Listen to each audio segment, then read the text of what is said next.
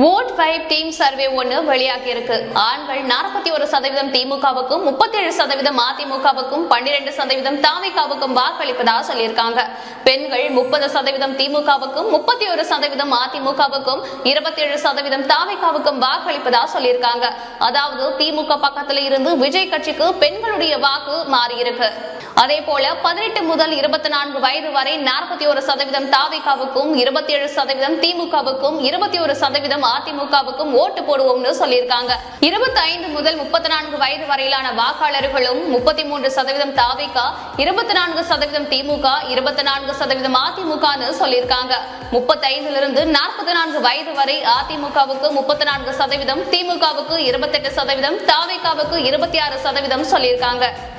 45 வயது முதல் 54 வரை திமுகவுக்கு 44%, அதிமுகவுக்கு 40%, தாவேகாவுக்கு 9% வாக்குகளும், 55க்கு மேல திமுகவுக்கு 53%, அதிமுகவுக்கு 37%, தாவேகாவுக்கு 2% சொல்லியிருக்காங்க. இளம் வாக்காளர்களும் பெண்களும் விஜய் கட்சி பக்கம் அதிகமாய் இருக்காங்க.